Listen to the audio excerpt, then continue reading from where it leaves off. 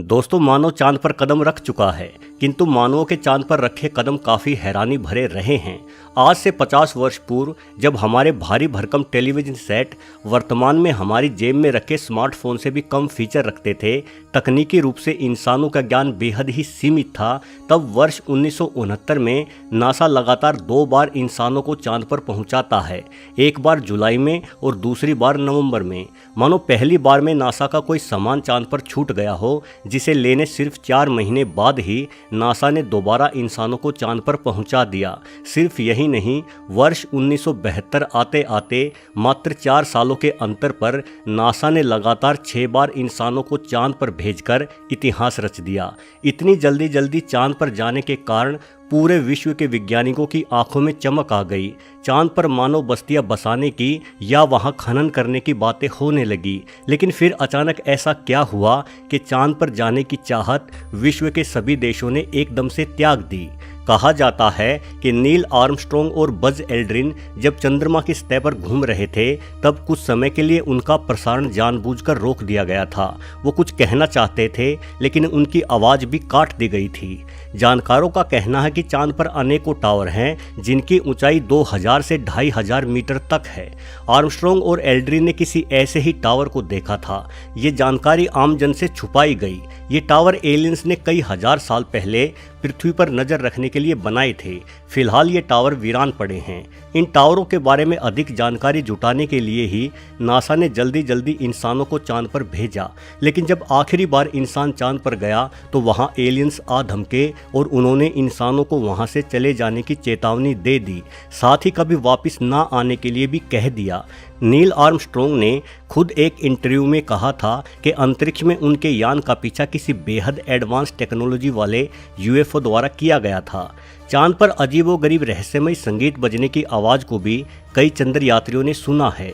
हालांकि नासा ने कभी इस बारे में आधिकारिक बयान जारी नहीं किया, लेकिन चांद पर गए कई यात्रियों ने इस बात को स्वीकार किया है कि चांद पर एलियंस आते रहते हैं और चांद पर एलियंस का अपना बेस भी है। एलियंस थ्योरी पर काम करने वालों का कहना है कि चांद अंदर से खोखला है, क्योंकि चांद की सतह के नीचे एलियंस ने अपना अड्डा बनाया हुआ है। अब सच्चाई चाहे जो भी हो, लेकिन एलियंस होते हैं, इस बात से तो इनकार नहीं किया जा सकता। और चांद पर वापस लौटने में कोई ना कोई समस्या तो जरूर है, क्योंकि आज से 50 साल पहले अगर हम चांद पर पहुंच जाने में सक्षम हो चुके थे, तो अब तक तो हमने विज्ञान में बेहद अधिक तरक्की कर ली है। अब तक तो मनुष्यों को चांद पर अपनी कॉलोनी बनाकर खनन आदि का काम शुरू कर देना चाहिए था। ये बेहद ही आश्चर्य की बात है कि यदि हम 60 के दशक में चांद पर पहुंच गए थे, तो हमें वहां वापस जाने में इतना समय क्यों लग रहा है।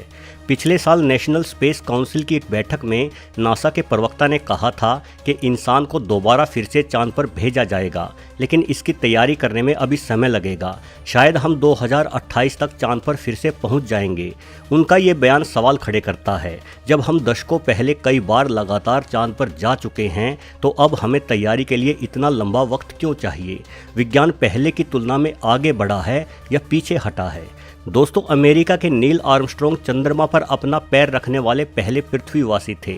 वह 21 जुलाई 1969 को भारतीय समय अनुसार सुबह 8:26 पर चांद पर उतरे।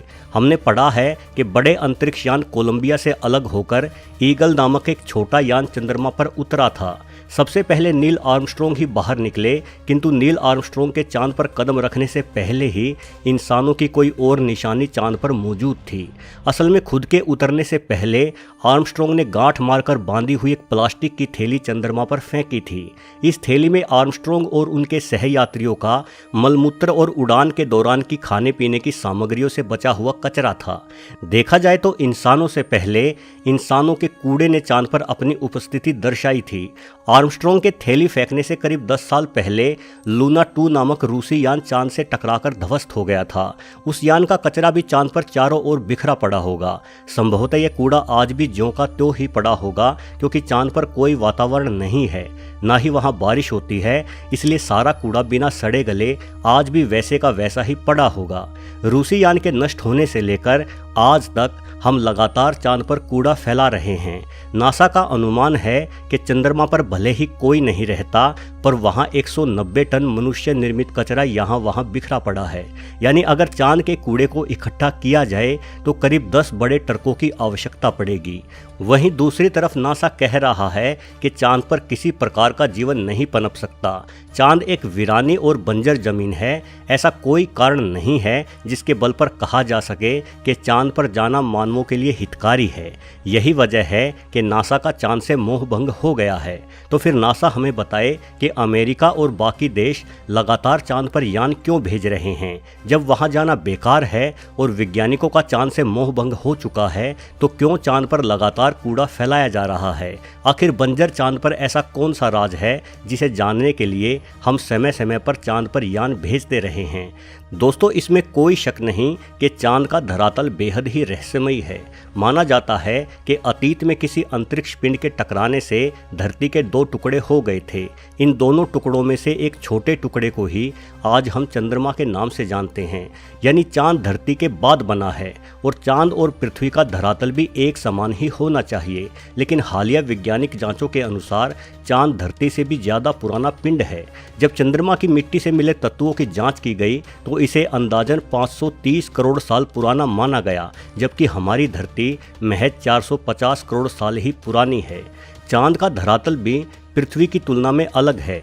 20 नवंबर 1969 को जब अपोलो मिशन के दौरान वैज्ञानिकों की टीम ने एक लूनर मॉडल को चांद पर छोड़ा तो उस मॉडल के टकराने से चांद पर भूकंप जैसी स्थिति बन गई थी और चांद की धरती करीब 1 घंटे तक किसी घंटे के समान कंपन और आवाज़ करती रही थी।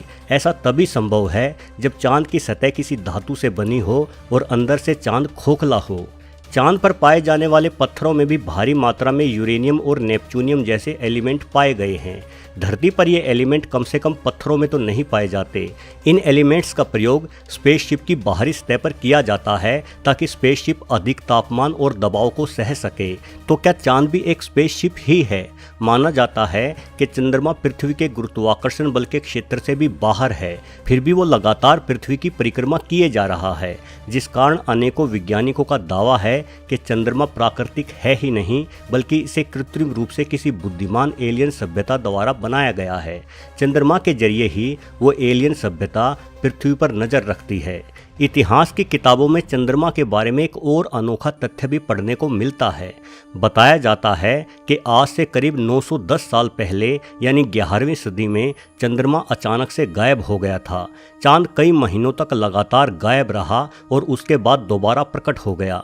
चूंकि उस जमाने में अंधविश्वास अपने चरम पर था, इसलिए सभी लोगों को लगा कि चांद के गायब होने के कारण कोई न कोई अनहोनी घटना जरूर होगी। इसीलिए सभी धर्मों ने बड़े पैमाने पर पूजा पाठ की। जब महीनों बाद चंद्रमा वापस दिखाई पड़ा तो लोगों ने राहत की सांस ली। चांद के यूं अचानक गायब होने के कारण ही सभी धर्मों में चंद्रमा का बेहद ही महत्वपूर्ण स्थान है। हालांकि वैज्ञानिक मानते हैं कि 1104 में आइसलैंड में स्थित एक ज्वालामुखी में भयंकर विस्फोट हुआ था। उसी विस्फोट से भारी मात्रा में राख निकलकर आसमान में फैल गई थी, जिस कारण चंद्रमा दिखाई नहीं देता था। किंतु यदि ऐसा हुआ होता तो महीनों तक फैली वो राख सिर्फ चंद्रमा की रोशनी को ही नहीं बल्कि सूरज की रोशनी को भी प्रभावित करती। सूरज की रोशनी और गर्मी पृथ्वी पर ना पहुंच पाने के कारण ही पृथ्वी पर शीत युग शुरू हो जाता और करोड़ों जीव मारे जाते। लेकिन इस तरह से पृथ्वी पर जीवों के मरने की कोई घटना इतिहास में दर्ज नहीं है। दोस्तों, इसमें कोई शक नहीं कि चंद्रमा ने अपने रहस्यों की ओर सदैव इंसानों का ध्यान खींचे रखा है। इन्हीं रहस्यों को समझने इंसान कई बार चांद पर भी गया, लेकिन चांद पर इंसानों को भेजने के मिशन को पिछले 50 सालों से रोके रखे जाना भी अपने आप में बेहद ही रहस्यमयी बात है। वीडियो देखने के लिए आपका बहुत बहुत धन्यवाद।